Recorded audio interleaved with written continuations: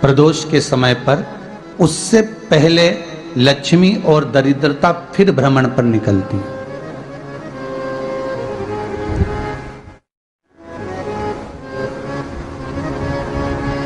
शिव भ्रमण कर कर जब वापिस आ जाते हैं, हिंदू धर्म में पीपल के वृक्ष की जो गणना वराह पुराण में करी गई है, 4 बजे से 7 बजे तक शिव के भ्रमण का समय बताया है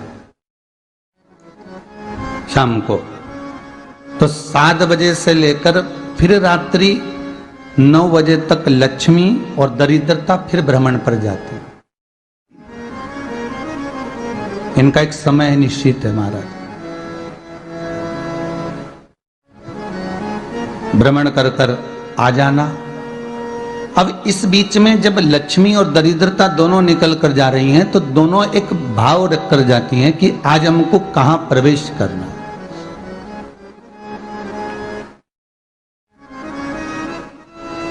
आज हमें किस जगह पर प्रवेश करना है, आज हमें कहां पहुंचना है, आज हमें किस जगह जाना है। और जिस नगर में जिस मार्ग से लक्ष्मी और दरिद्रता निकल कर जाती हैं, ये दोनों का जब निकलना होता है, इनको स्थान दिया गया जहां पर स्वच्छता हो, घर के दरवाजे पर रंगोली डली हुई हो, द्वार पर जल छीटा गया हो। महाराज, उस द्वार पर लक्ष्मी प्रवेश करती है तो दरिद्रता भी जाने लगती है अंदर। जब दरिद्रता अंदर जाने लगती है तो लक्ष्मी उसको रोक देती है, पहले मैं देखकर आती हूं कि तेरे लिए स्थान है कि नहीं है, तू यहां रुक।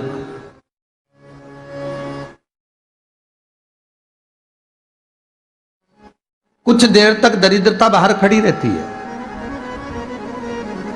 और लक्ष्मी जी की बड़ी बहन जब दरिद्रता बार बार अंदर जाने का प्रयास करती है तो लक्ष्मी जी कहती हैं, जीजी तू इतनी बड़ी होकर तुझे मालूम है, तू तेरा सम्मान होना चाहिए, आदर होना चाहिए, और तू अंदर चली जाए और कोई तेरा सम्मान ना करे तो कितना बुरा लगेगा, इसलिए तू बाहर खड़ी रहे, मैं अभी आई। अंदर जाती है और जब लक्ष्मी जी भ्रमण कर लेती हैं, अंदर प्रवेश कर कर आती हैं, और प्रवेश कर कर आती हैं तो दरिद्रता पूछती है चले अंदर। तो लक्ष्मी जी कहती हैं, तुझे मालूम नहीं है क्या जीजी कि जिस घर में मैं प्रवेश कर जाती हूं उस घर में फिर दरिद्रता नहीं जा सकती, क्योंकि ये तेरा वचन था, ये तेरा वचन था। अपन दोनों का जब मंगल विवाह हुआ था, मेरा विवाह जब नारायण के साथ में हुआ और तुम्हारा विवाह जब दुस्साह मुनि के साथ हुआ, दरिद्रता का विवाह दुस्साह मुनि के साथ हुआ। जब अपना दोनों का विवाह हुआ था तो अपन दोनों ने एक वादा करा था कि जिस घर में लक्ष्मी प्रवेश कर जाएगी उस दिन फिर दरिद्रता नहीं जाएगी, और जिस घर में दरिद्रता प्रवेश कर जाएगी उस घर में फिर लक्ष्मी नहीं जाएगी।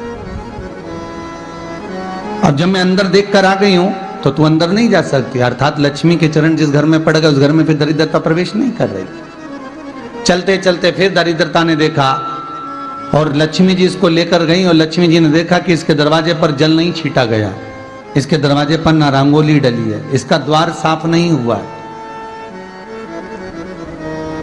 इसके द्वार पर दीप नहीं है, इसके द्वार पर कलश नहीं है, इसके दरवाजे पर ढेर सारा कचरा पड़ा हुआ है, कोई श्वान कोई कुत्ता गंदगी भी कर कर चला गया है, कहीं बिल्ली ने गंदगी कर रखी है, कहीं जीवों ने कुछ गंदा गिरा रखा है।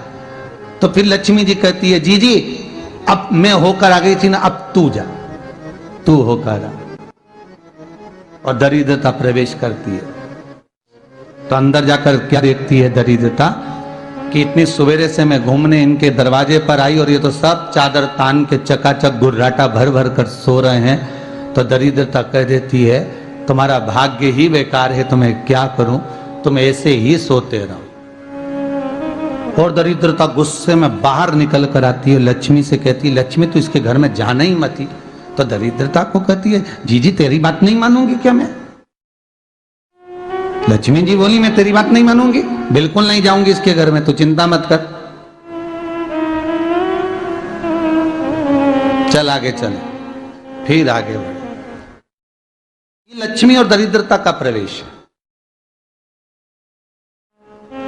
आपके घर का द्वार आपके घर का दरवाजा। फिर निवेदन करूंगा एक बहुत सुंदर बात, हमें महाराष्ट्र से सीखना चाहिए, हमें साउथ से सीखना चाहिए, दक्षिण से। जिस समय पर भक्ति देवी यमुना जी के घाट पर रो रही थी, अपने पुत्र ज्ञान और वैराग्य को गोदी में लेकर, समय देवऋषि नारद ने एक प्रश्न किया था कि तुम कहां पर पोषित हुई हो, तुम्हें ऊर्जा कहां से प्राप्त हुई? कहा मैं गुजरात से तो चली हूं।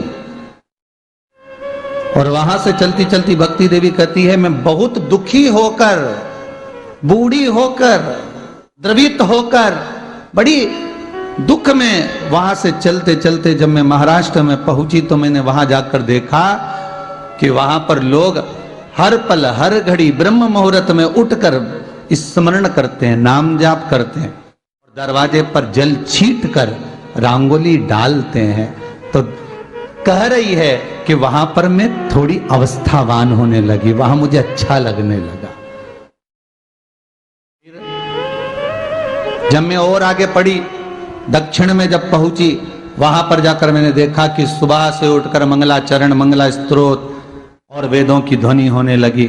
वहां पर मैं और आनंदित हो गई। हमें कुछ चीजें महाराष्ट्र से सीखना चाहिए कि वहां रहने वाले जो भगत हैं, वारकरी संप्रदाय के जो भक्त होते हैं, वैष्णव जो धर्म के भक्त होते हैं, उनका नियम है सवेरे के समय घर में पानी है कि नहीं है, पर जब भी वो घर का दरवाजे के बाहर थोड़ा ना थोड़ा पानी तो छींट ही देते हैं। और छींटने के बाद फिर वहां पर अपने यहाँ तो दिवाली पर रंगोली बनती है जी, और वहां पर रोज की रंगोली बन जाती है कि कभी हो सकता है परमात्मा राह भूल कर हमारे घर में प्रवेश कर जाए, इसलिए वहां प्रतिदिन की रंगोली,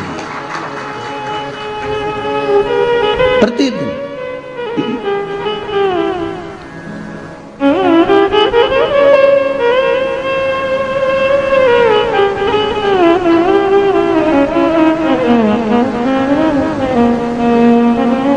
हमें सीखना चाहिए थोड़ा सा। आज के जमाने में तो बहू अपने कमरे की झाड़ू लगा ले, वो ही बहुत बड़ी बात है। हो खड़ी खड़ी बहू ये देखती रहेगी कि नौकरानी सही से झाड़ू लगा रही, वहां से लगा के लाओ, इधर से हेड के ले जाओ, वहां से कचरा सोरो, वहां से पोछा लगाओ। खड़ी रहेगी, उंगली से बताती रहेगी, पर इतना नहीं बनेगा कि सेविका से, नौकरानी से, दासी से कह दे कि तू मम्मी पापा के कमरे की लगा ले, मैं मेरे कमरे की लगा लूंगी, तू जा उधर। थोड़ा दया का भाव अगर होता तो उसके मन में भी आता कि मेरी बड़ी सेठानी तो अपनी जगह पर है, पर छोटी तो सेठानी की भी बड़ी सेठानी है जो मुझ पर करुणा करती रहती है। पर बड़ी तो कहे कि बेटा रहने दे, तू उधर ले जा, भाभी के कमरे में देख ले जा। बच्चों का बड़ा फैलारा रहता ना, तू उधर देख ले जा, तो जरा उधर, मां उधर भेज रही है।